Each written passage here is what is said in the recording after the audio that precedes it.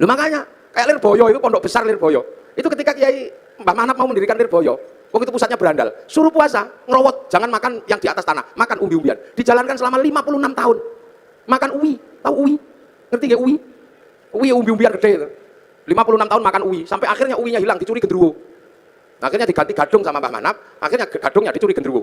Akhirnya karena makan genderuwo, genderuwonya makan gadung, akhirnya jam 12 malam genderuwonya mendem. Angin ribut terjadi di Lirboyo, pondoknya ambruk karena ada genderuwo makan gadung. Akhirnya sama Mbah Manap dikasih minum minyak jarak, terus sembuh. Kasih tugas nimba untuk air mandinya santri, pakai singgot, pring panjang itu nyinggot namanya. Nah maka di Lirboyo dulu zaman pondok, zaman kalau tahu itu kriat itu genderuwo nimbo. Nah tapi sekarang genderuwonya pensiun karena Lirboyo sudah punya sanyu. Pensiun. Luar besar. Tuh. Makanya di Jogja ada orang menempuh jalan puasa, namanya Sukirah ini Pak Doso ya. Sukirah ini perempuan biasa, tapi punya cita-cita pengen punya anak jadi raja. Padahal bukan tetangganya raja, istri raja juga bukan, maka tetangganya olok-olok paling anakmu nanti jadi presiden, jadi raja dari ketoprak. Tapi Bu Sukirah nekat puasa 9 bulan sambil ya Allah, pengen punya jadi raja ya Allah. Itu 9 bulan anaknya lahir, laki-laki keriting jemblok itu dikasih nama Soeharto. Itu jadi presiden 32 tahun. Itu makanya dulu jalan puasa ini banyak ditempuh oleh nenek moyang kita. Maka di Indonesia muncul tradisi imsak. Imsak itu karena mataharinya nggak kelihatan. Di Arab nggak ada begitu, karena Arab itu kalau matahari muncul langsung kelihatan. Di sini juga puasa itu jadi indah, karena puasa orang sini lebih berat dari orang Arab.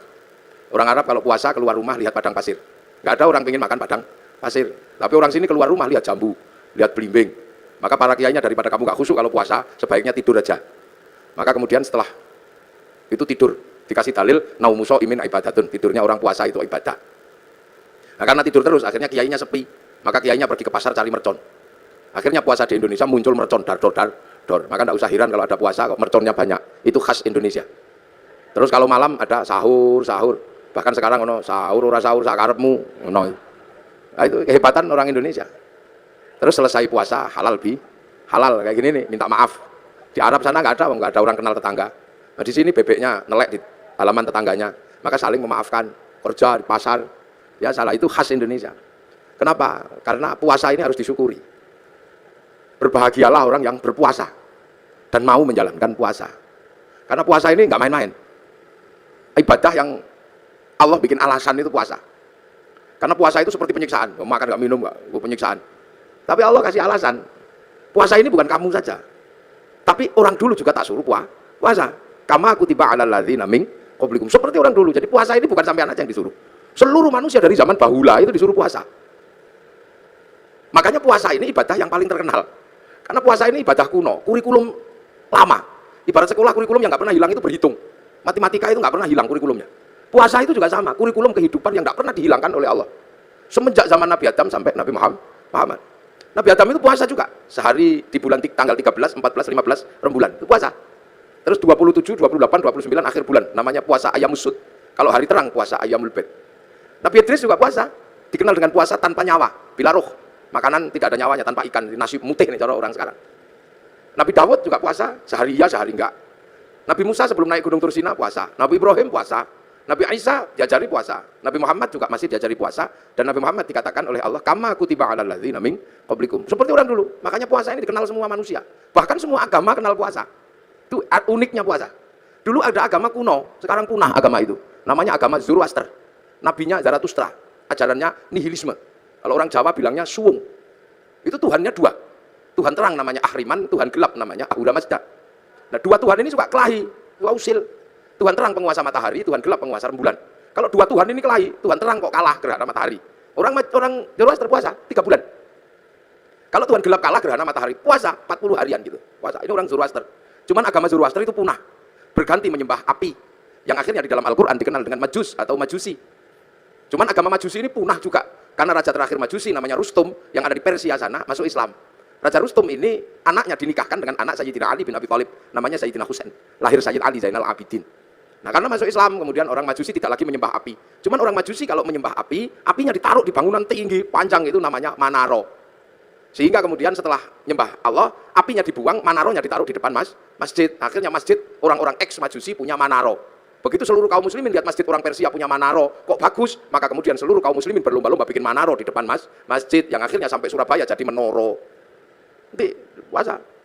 Lu ini Islamnya begitu, kalau masjid khas Arab yang asli ya kotak tutupnya pelepah kurma. Menoro itu, menara itu dari tradisi Majusi dulu.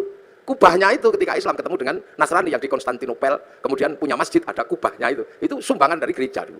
Makanya kubah masjid sama kubah White House itu sama, kubahnya istananya Presiden Amerika ya sama kubah. Nah, itu. Orang Majusi, orang Hindu juga disuruh puasa. Jadi Hindu juga mengenal puasa, namanya upawasa. Upawasa itu nggak makan, nggak minum, nggak menyentuh perempuan. Untuk persiapan muksa. Muksa itu mati terbaik ala Hindu, hilang raga dan sukmanya. Hanya bisa dilakukan oleh orang Brahmana. Kalau orang kesatria nggak bisa hilang, maka dibakar, di ngaben. Kalau di bawahnya ada kasta namanya Wisya, pegawai negeri. Nah, sampean-sampean pegawai ini, kastanya Wisya. Itu dibakar matinya kalau sudah punya uang. Kalau baru punya uang, nabung dulu. Nah, di bawahnya ada Sudra. Sudra ini petani, pedagang. Itu Sudra, tukang las, Sudra. Nah, di bawahnya ada kasta namanya Paria, pengemis. Ini matinya nggak ada yang ngurus. Di bawahnya ada Kuca. Kuca ini tukang ngutil. Jadi hidupnya ngentit. Apa itu? Tukang motong bansos lah kalau ininya. Itu Kuca. Itu matinya juga nggak ada yang ngurus. Di bawahnya ada Melika, maling. Kalau ketahuan lari. Tapi di bawahnya ada namanya Candala, maling kalau ketahuan berani. Nah ini begal itu. Nah ini nggak ada yang ngurus. Nah, makanya mati terbaik itu moksa. Supaya bisa moksa melakukan upawasa, nggak makan, nggak minum, nggak menyentuh perempuan. Nanti tubuhnya mengecil, kecil, lap hilang imaterial. Itu namanya mokso. Tapi waktu itu banyak yang gagal. Sudah mengecil, ingat istrinya. Maka macet, jadi jenglot atau Bathara Karang itu. Makanya kalau ada yang ketemu jenglot jangan dijual mahal. Itu produk gagal mokso. Itu asalnya begitu. Makanya dulu terus orang-orang di sini mengambil ajaran yang lebih mudah, bukan menahan hawa nafsu tapi ngumbar hawa nafsu, namanya ajaran Bhairava Tantra. Itu upacaranya namanya Pancamakara, laki perempuan utuh kabeh melakukan hubungan seks bebas sak mlengere. Sisanya sekarang di Gunung Kemukus Boyolali. Terus minum arak sak mlengere itu. Perutnya biar kenyang, kasih makan makanan termasuk tumpeng. Nanti biar kalau sukmanya pergi, tubuhnya masih ada, namanya ngrogo sukma, kasih makan daging manusia, maka tukul sumanto. Akhirnya orang di sini mampu punya ilmu ngrogo sukmo. Sukmane pergi diajak nyolong namanya ngepet. Sukmanya pergi dijak mateni wong namanya santet. Dijak mencintai perempuan namanya pelet. Itu kuat sekali ajaran itu. Sehingga dengan ajaran Bhairava melalui lautan Kertanegara sanggup menaklukkan Mongolia. Menjadi negara terkuat di dunia, penakluk 2/3 dunia. Itu karena penganut Bhairava. Itu pelindung sekarang lah, pakai pelayaran. Itu makanya dulu terus paling berat itu Islam masuk ngadepi yang ini. Maka didatangkan ulama Persia namanya Sayyid Samsuddin Al-Baqir Al-Farsi. Tapi lidah Jawa, lidah Hono Coroko. Makanya pun Sayyid Samsuddin Al-Baqir Al-Farsi meleset dari Syekh Subakir itu. Lidah susah orang Jawa. Sayyid Jamaluddin Al-Husaini Al-Kabir dari Syekh Jumatil Kubro. Karena lidah Hono Coroko itu kan susah. Alhamdu keluarnya Al-Kamdu. Ya hayu ya qayyum ya kayu yuka. Robbil alamin keluarnya Robbil ngalamin karena punyanya Monggo Botongo. Enggak punya dot, punyanya lo, maka Ramadan keluarnya Romlan. Nah, makanya orang-orang ini datangkan Syekh Subakir ini ngadepi orang Bhairava. Nah, orang Bhairava akhirnya lari ke Banyuwangi sana. Dipimpin Minak Sembuyu Bajul Sengoro. Nah, di sana diajar sama muridnya Syekh Subakir namanya Maulana Ishaq, makami di Kemantren Lamongan itu. Akhirnya Minak Sembuyu nyerah, anaknya yang perempuan dikasihkan sama Mbak Ishaq, lahir Raden Ainul Yakin Sunan Giri, makamnya Gresik. Maka orang Bhairava hilang, lari ke Bali. Tapi lama-lama tumbuh lagi orang Bhairava di Kediri, nyembah patung Totok Kerot di daerah Pagu Pamenang, tempat muksanya Joyoboyo. Diajar sama Sunan Bonang, akhirnya nyerah. Lah begitu nyerah, ya sudah kamu muternya tetap gak apa-apa, laki perempuan tapi jangan nudo, pakai baju. Arak diganti teh, kopi atau air putih. Tumpeng karena itu halal nasi gak apa-apa. Ingkung manusia diganti ingkung pitik. Mantra ngrogo sukmo diganti kalimat tauhid la ilaha illallah. Makanya kemudian ada Indonesia punya tradisi tumpengan. Itu yang dandani namanya Sunan Bonang. Nah, Sunan Bonang mengajarkan kepada Sunan Kalijogo muridnya untuk disebarkan di seluruh Jawa. Sunan Kalijogo mengajarkan pada muridnya namanya Sunan Geseng. Sunan Geseng mengajarkan pada muridnya namanya Mbah Abdul Halim Pangeran Benowo Surabaya sini. Mbah Benowo mengajarkan pada Mbah Abdul Rahman Pangeran Sambulasem, diajarkan kepada Mbah Jabar Tuban, diteruskan oleh muridnya namanya Mbah Sufyan Tuban, teruskan muridnya Mbah Abdul Halim Boyolali, punya murid Mbah Abdul Wahid Solo Tigo, punya murid namanya Mbah Khairon Purwodadi, punya murid Mbah Asy'ari Jombang. Nah, itu Jombang lagi, punya putra Kiai Hasyim Asy'ari, maka pengikut Kiai Hasyim Asy'ari tidak alergi sama tumpeng. Nah, ini berhubung orang Jombang berarti saya jelaskan. Jadi halal bihalal Jombang, tumpeng juga Jombang. Jadi biar Jombang itu ngertinya nggak cuma besut, mancamino. Jadi puasa. Makanya karena upawasa itu nggak makan, nggak minum, nggak menyentuh perempuan. Makanya ketika Islam datang membawa tradisi nggak makan, nggak minum, nggak menyentuh perempuan, namanya Syahrul Siam, kok seperti upawasa? Maka orang Indonesia menyebutnya bulan puasa. Jadi kalau sampai tahu kenapa Ramadan kok disebut bulan puasa, karena dulu ada namanya upawasa, nggak makan, nggak minum, nggak menyentuh perempuan. Makanya kemudian Syahrul Siam disebut bulan puasa karena dulu upawasa. Orang Buddha itu juga pelajaran puasanya ada. Ketika ingin mendapatkan kesempurnaan menuju nirwana, itu puasa di bawah pohon bodhi, pakai kain selempang, tidak pakai daleman. Itu waktunya tidak terbatas sampai mendapat pencerahan. Agama besar Yahudi juga puasa. Kalau peringatan Yom Kippur, mereka puasa.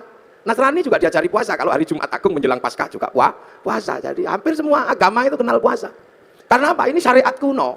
Makanya tidak usah heran ada puasa. Apalagi orang Jawa. Orang Indonesia ini hobi kalau yang namanya puasa. Makanya variasi puasa terbanyak itu di sini. Ada puasa makan pupus daun namanya ngidang. Ada puasa makan polo pendem yang di bawah tanah namanya ngerowot.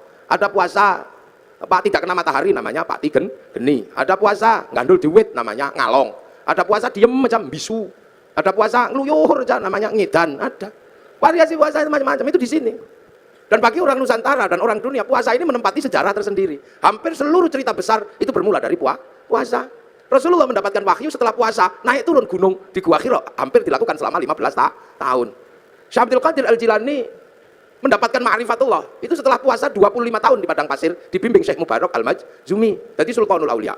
Di Jawa Sunan Kalijaga, rojone berandal, bisa jadi wali karena puasa 3 tahun. Sunan Geseng itu tadinya cuma tukang ngambil kelapa itu, tapi kuat puasa 3 tahun, baca Ya Hayyu Ya Qayyum, itu bisa lari di atas air dan bisa meneruskan perjuangan Sunan Kalijaga. Padahal dia keliru, yokayuku yumu.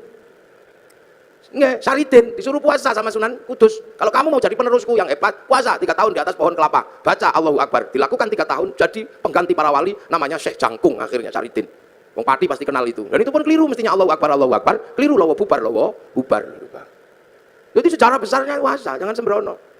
Ki Gede Pemanahan, penjenengan, cerita sama Sunan Kalijogo. Jeung Sunan, saya pengen juga jadi raja, Ki Penjawi dapat pati. Kang Mas Raden Fatah pun untuk Demak, kabeh pun untuk. Haryo Penangsang angsal Pajang, Kang Mas Joko Tingkir dapat Pajang, Haryo Penangsang dapat Jipang. Saya dapat daerah mana? Ki Gede Pemanahan, matur Sunan Kalijogo. Ya udah ada, semuanya sudah habis yang baik-baik, tinggal 5 tempat, itu pun tempat setan. Tempat setan pertama ada di ujung timur namanya Alas Purwo. Tempat setan kedua ada namanya Alas Roban.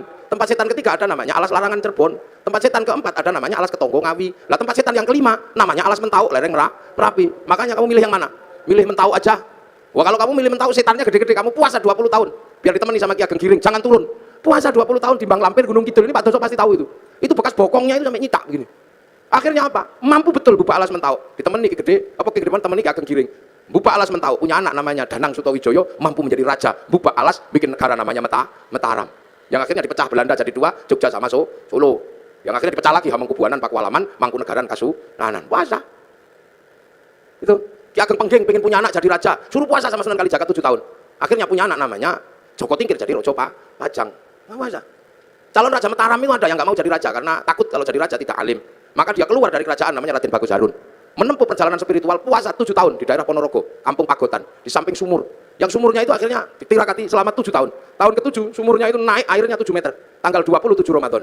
Oh, aku dapat Lailatul Qadar. Maka sumurnya dikatakan dengan nama sumur Sewu Wulan. Karena sumur Sewu Wulan, maka kampungnya sekarang disebut Kampung Sewu Wulan di belakang pabrik gula Pagotan itu. Raden Bagus Harun akhirnya punya anak perempuan galaknya luar biasa, dikenal dengan nama Nyi Ageng Alap-alap. Kalau ngamuk naik di atas pohon. Dinikah Raden Santri, punya anak namanya Mbah Maktum. Nikah punya anak Mbah Maklum, nikah punya anak Mbah Tafsirano, nikah punya anak Mbah Kolibi, nikah punya anak Mbah Ilyas. Mbah Ilyas menjadi kandepak pertama di Surabaya. Punya anak perempuan galak namanya Nafikoh. Dinikah sama Kiai Hasyim Asy'ari, punya anak Kiai Wahid. Hasyim nikah sama Nyai Solihah binti Bisri Sansuri Jombang. Punya anak Abdurrahman Wahid. Benar-benar terjadi seorang ulama jadi presiden walaupun 2 tahun luwung. Cara apa? Lu makanya kayak Lirboyo itu pondok besar Lirboyo. Itu ketika Kiai Mbah Manap mau mendirikan Lirboyo, waktu itu pusatnya berandal, suruh puasa, ngerowot, jangan makan yang di atas tanah, makan umbi-umbian. Dijalankan selama 56 tahun. Makan uwi, tahu uwi? Ngerti gak uwi? Uwi umbi-umbian gede itu. 56 tahun makan uwi, sampai akhirnya uwinya hilang, dicuri genderuwo.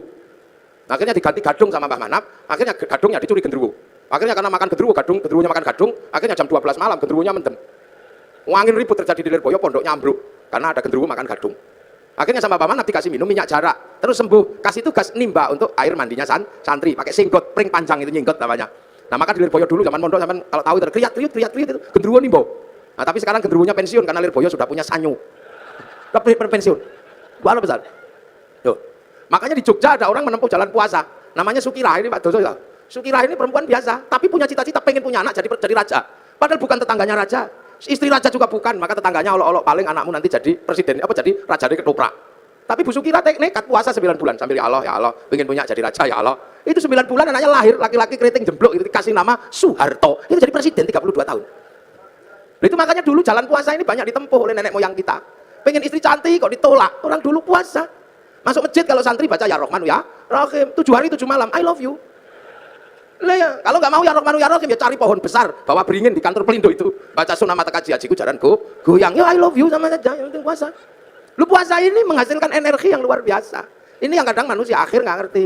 Makanya ayam aja ngerti, kalau pengen neteskan telur puasa 21 hari. Nanti ayam netes. Ulet itu kalau pengen terbang, dia puasa jadi kepompong. Ngepompong dulu, baru terbang jadi kupu. Ular itu kalau mau melungsungi, ya puasa. Nanti kulitnya ganti lebih mudah lah lagi. Makanya kita berdoa semoga puasa kita seperti puasa kupu-kupu. Puasanya ulet, habis dari kepompong terbang jadi kupu-kupu. Jangan kayak puasanya ular. Setelah puasa tetap aja keluar ular. Sekali ulo tetap uloan itu jangan. Puasa. Dukun-dukun bayi dulu itu bodoh-bodoh, enggak pinter cuman yok apa lo kuato. Tapi puasanya kuat ya brul gitu ya keluar. Dan puasa ini enggak pandang bulu. Dibikin baik ya mandi, dibikin jelek ya mandi. Makanya dukun-dukun santet itu kalau puasanya kuat, santetnya ya deksek. Bahkan orang cari nomor juga puasa.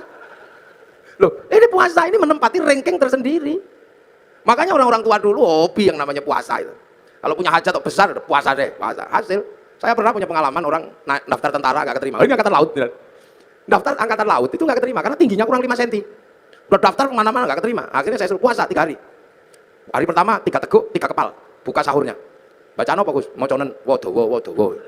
Dibaca selama 3 hari, wodowo. Begitu waktunya daftar diukur lebih 5 cm. Untung ora iku nih sing dawa wae lho. Kudune kan dhuwur tapi keliru saya perintahnya. Tapi kan yakin. Begitu diukur naik 5 cm. Tasyakuran motong sapi.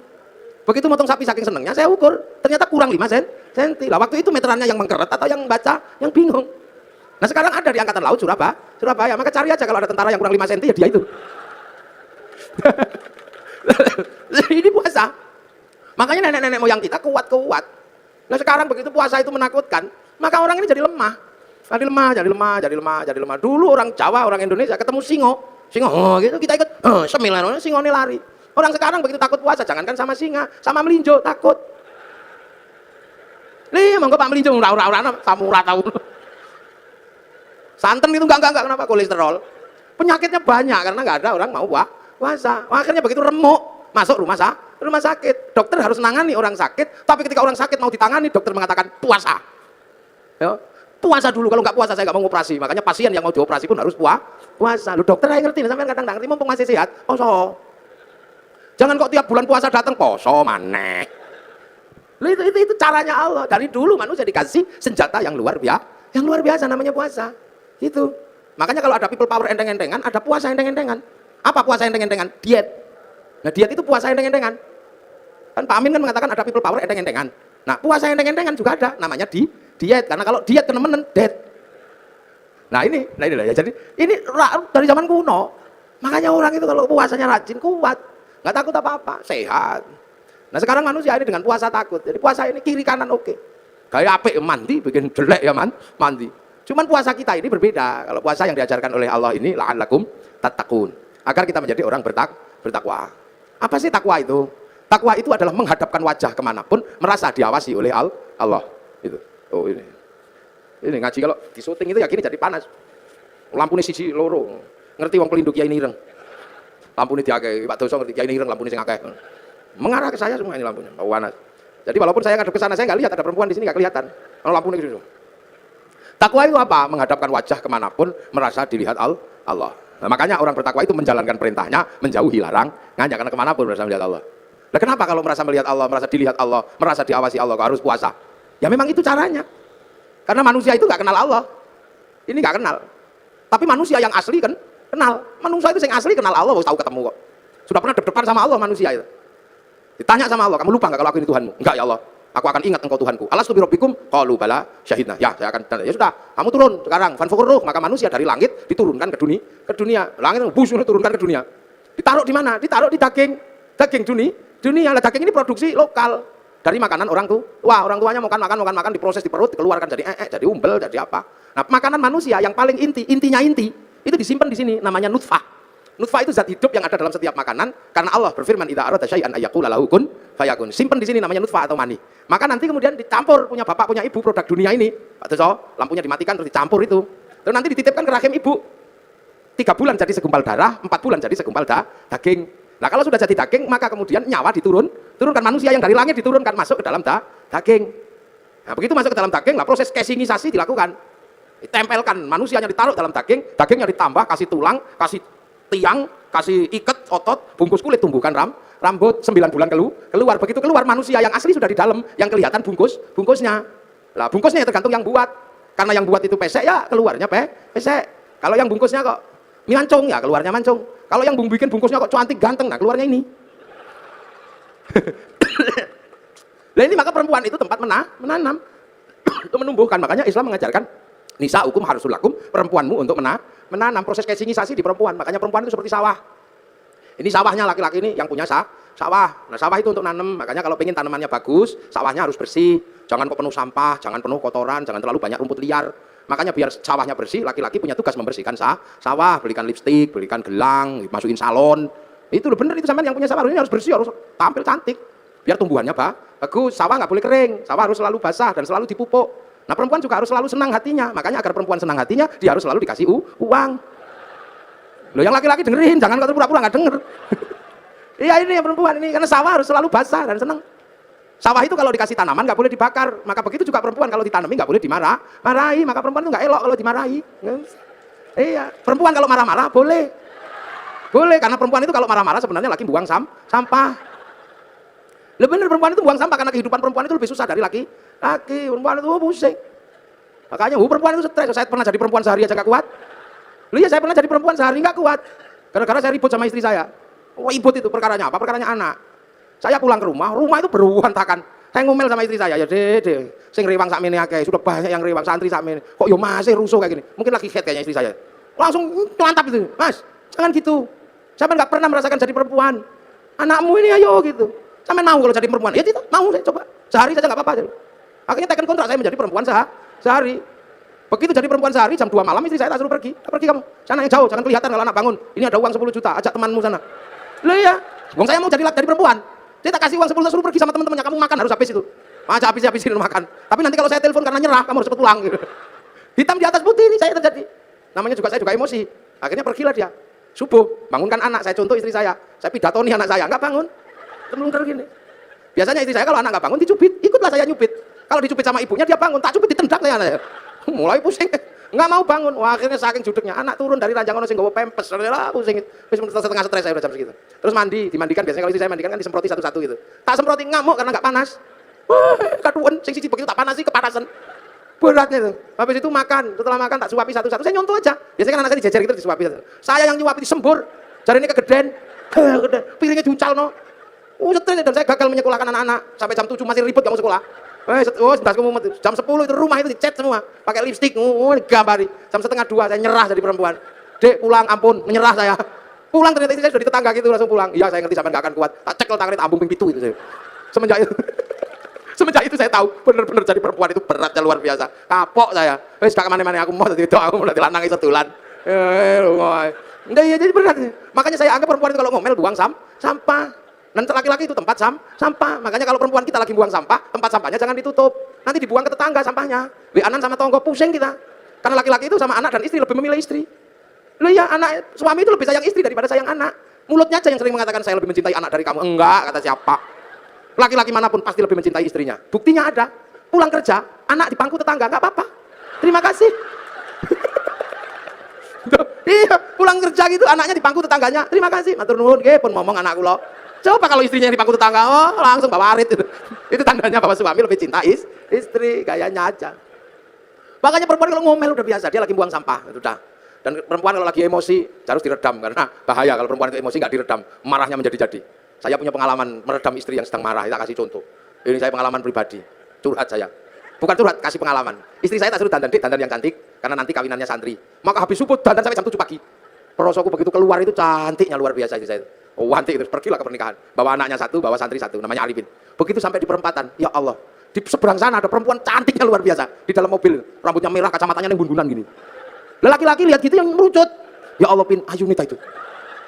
Lah begitu saya bilang itu lupa kalau bawa istri. Saya dicubit dari belakang itu sakitnya luar biasa. Sampai hari ini masih kerasa sakitnya. Padahal sudah 3 tahun yang lalu.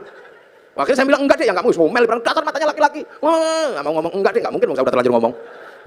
Wah itu alisnya itu udah letrek semua itu sini ada. Wong nangis. Saya menyesal tapi apa guna udah terlambat. Sebenarnya saya menyesal juga tapi kadung cawil sakit cakar kelambi belakang saya suwek kan. Yo, emosi perempuan kok singo kalau udah emosi. Enggak peduli itu. Perempuan itu kalau udah emosi enggak peduli mau dimanapun lagi. Cakar-cakar udah. Akhirnya saya redam, Dek. Memang aku tadi lihat perempuan cantik. Iya, tapi dasar matanya laki-laki. Udah tersembunyi masih bisa dilihat. Iya karena aku laki-laki, Dek. Laki-laki itu melihat perempuan cantik tersembunyi apapun pasti tahu karena aku laki-laki. Kalau aku nggak mampu melihat perempuan yang cantik dan tersembunyi, mana mungkin aku dulu menemukanmu. Itu langsung kendor cubitannya itu. Coba kalau istri saya tak bawa, sampai bisa nanya langsung gitu. Masya Allah, nggak boleh emosi. Jadi perempuan itu untuk nanam lah, makanya ini sampean-sampean ini jangan lupa ini sawah, perbaiki sawahnya, kasih lipstik, jangan banyak sampah. Masuk perempuan dasar modal ojo. Kasih uang biar senang, perempuan kalau senang hidupnya tentram, anaknya juga ikut senang. Jangan suka dimarahi, kalau dimarahi emosi perempuan, kalau dimarahi panas hatinya. Di bawah hati atau di atas hati ada payudara, karena jantung itu di bawah payudara. Dan jantungnya panas, payudaranya ikut panas, air susunya panas, baterai santan itu belundu, diminum bayi ya bengek. Makanya kalau teteknya nggak sehat bayinya bengek, maka ada istilah tetek bengek. Loh itulah perempuan itu nanam untuk membuat proses casingnya manusia. Casing ini dunia. Makanya manusia ini casingnya aja ini. Tergantung yang nyita aja, ini dunia ini casingnya. Tangan ini dunia, maka dia senangnya dunia. Mata ini dunia, dari produk dunia kok. Makanya tangan laki-laki dimanapun kalau lihat bokong pasti pengen demek. Ini dunia, enggak usah tangan Pak Direktur, tangan Pak Komisaris, sama aja, tangan saya juga sama. Ini dunia, enggak usah heran. Tangan ibu-ibu dunia, maka pengen dikasih gelang. Sama aja yang bedakan remnya, Dok. Insya Allah kayak kiai ini remnya cakram. Jadi pas direm set itu depan belakang berhenti. Nah, rem pelindo ini kan nggak cakram, kan tromol tadi gitu. Lah itu ini dunia. Lo makanya yang dunia, yang berasal dari dunia, ya senangnya dunia. Mata ini ya senangnya dunia, kaki ya senangnya dunia, telinga senangnya dunia. Nggak usah heran. Makanya kalau kita dengar adzan Allahu Akbar, yang nyawanya, yang manusia, yang asli, yang dari langit, yang kenal Allah, tek pingin sholat. Tapi bokong ini kan dunia. Makanya ya duduk aja. Sampai kiainya Robana ya Robana, karena nunggu bokongnya belum berangkat. Robana ya Robana udah kelamaan nggak datang ya tombo hati pegel nambah niat ini dewe. Kalau udah cowok nggak datang baru kiainya ngamuk diuruki anjang baru jeruan teko itu. Itu dunia ya begitu. Ada orang minta gitu, paring den tek pingin ngasih yang nyawa ini yang akhirat.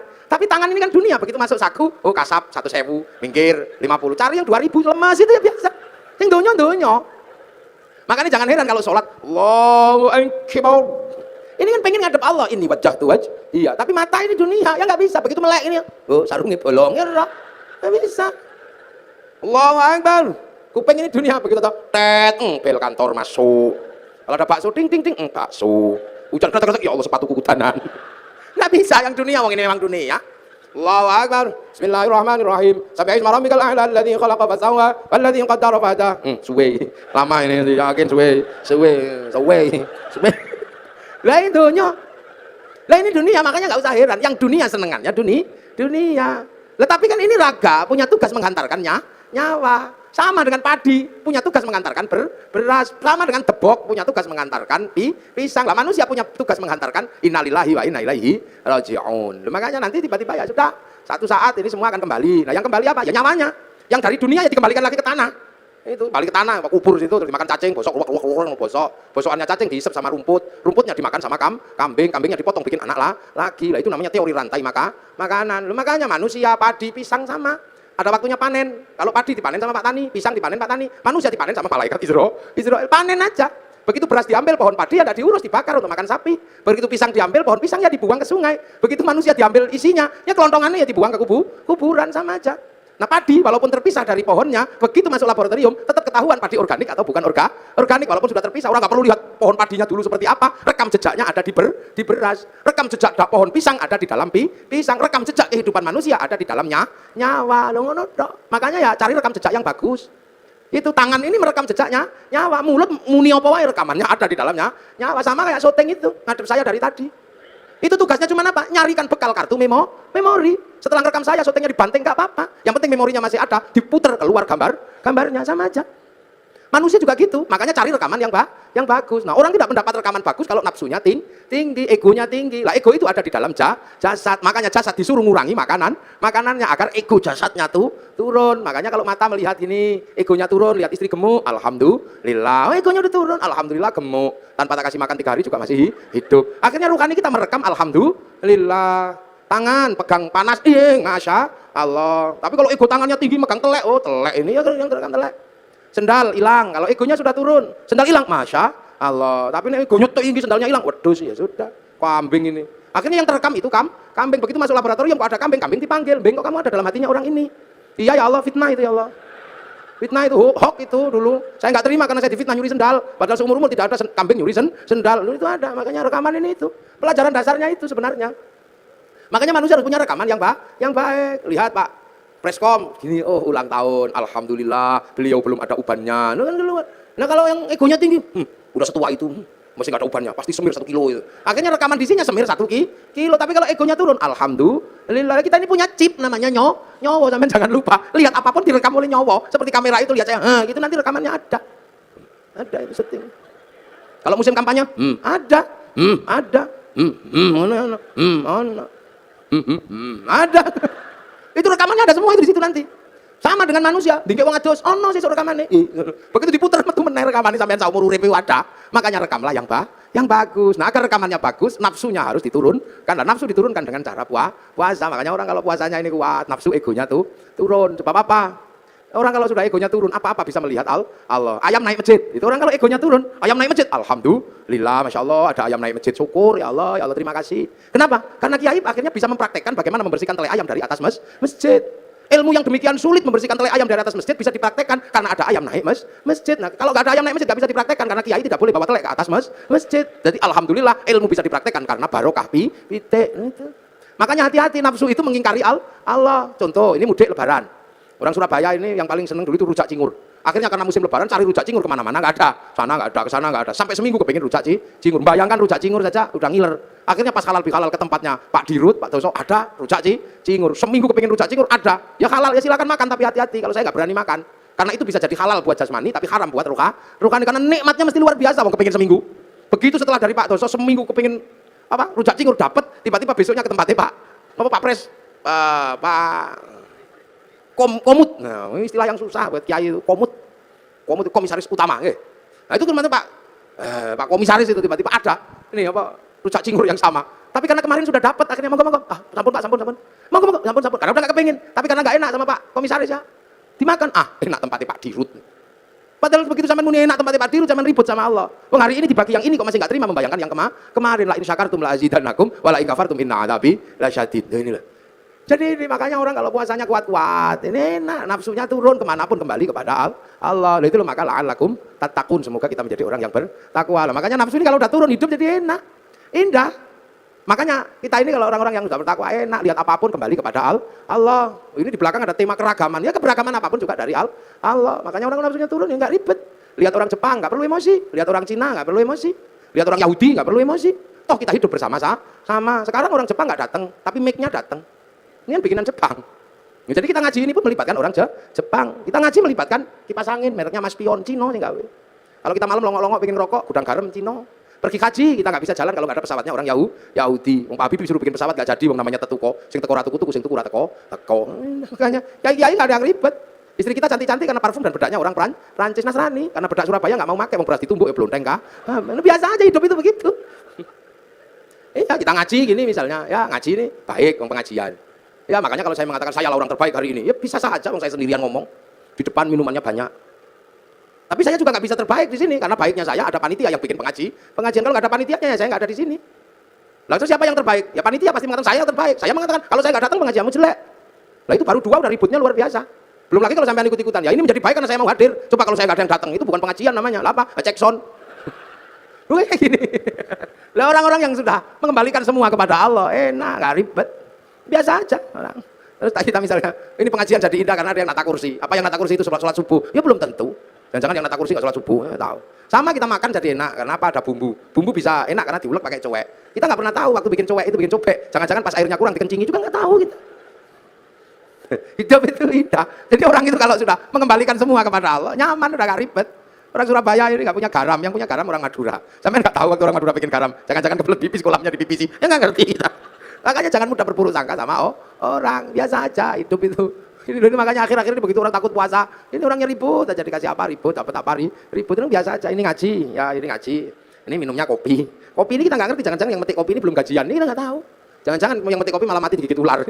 Maka semua kembalikan aja deh kepada Allah. Nah ini syaratnya apa? Nafsunya turunkan. Minimal dengan mengurangi makan kita bisa berlatih untuk menghadirkan dalam setiap kehidupan merasa ada Allah. Sehingga apapun rekamannya bagus. Makanya kepala sering diajak rekam. Kalau dikit la ilallah. Biar kepalanya ini merekam Allah, tangannya pakai tasbih Allah, ini rekamannya Allah. Semua direkam. Makanya sampean jangan heran. Rekaman kita ini terhubung langsung dengan servernya Allah namanya Lauhil Mahfuz, sama kayak sampean. Karena punya kartu handphonenya bisa di GPS kemanapun, sama dengan manusia. Mau lari kemanapun di GPS sama Allah. Ya inilah, ini yang bisa kita ambil dari yang namanya puasa itu ini. Nah, ini halal bihalal ini. Pak ini amma ba'du.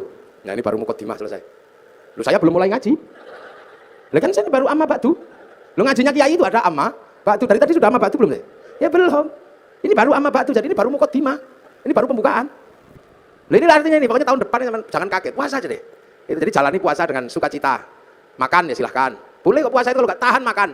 Boleh aja, tapi jangan masuk ke belakang kindil-kindil itu. Aman haus pengen es jeruk apa pengen es kopior gitu. Minum aja. Kamu boleh. Yang penting tidak masuk ke belakang kindil-kindil di leher ini loh. Batas mulut itu kan di kindil-kindilnya itu. Makanya sikatan boleh, nyicipi makanan boleh, tapi jangan masuk ke belakang kindil-kindil itu. Batas mulut itu bukan di sini, di dalam ini. Yang ada kindil-kindilnya itu loh. Nah, kalau tidak masuk ke belakang itu kamu boleh, sikatan boleh. Apalagi sikatan karena bukan makanan jadi tidak ada orang niat makan odol itu tidak ada. Tapi kalau es campur begitu masuk ya langsung batal. Enak kok puasa itu, yang tidak boleh itu ngentut di air. Karena kalau ngentut di air, airnya langsung masuk ke dalam. Saya udah membuktikan berkali-kali kalau renang kentut, begitu yang keluar pertama air. Gitu. Makanya sampean kalau nggak bisa paling gampang kentut di dalam air, nanti dia berfungsi seperti apa? Yang biasa dicelup itu apa? Dulu kolak sama kayak gitu. Nanti terus mulek keluar. Nah, itu nggak boleh, makanya puasa itu nggak boleh kentut di air karena airnya masuk. Tapi kamu nggak apa-apa, ngemut permen lollipop juga nggak apa-apa. Yang penting tidak masuk ke belakang kindil-kindil itu batasnya di situ. Itu batas minimalis pokoknya. Di puasa itu. Kangen sama istri, wel enggak apa-apa, boleh. Yang penting jangan di situnya aja. Ini yang kadang orang tidak memahami, dipikir ngono ora oleh, boleh aja. Keuangan wel glung. Yang penting jangan itunya aja. Kalau bisa, kalau enggak ya jangan. Lu apa itu? Sore-sore masak ngicipi boleh, yang penting tidak ditelan sampai ke belakang. Kindil-kindil. Itu aja. Nah, inilah makanya semoga ini mengingatkan kita semua tentang puasa. Selebihnya nanti ada hal yang lain, kalau masih ada waktu ya kapan lah kita sambung lagi. Ini mukadimah aja untuk menjelaskan biar kita enggak takut puasa. Karena puasa ini kama kutiba alal ladzina min qablikum. Mudah-mudahan ada manfaatnya. Jangan lupa di like, di share, di komen, dan di subscribe ya teman-teman. Goodbye.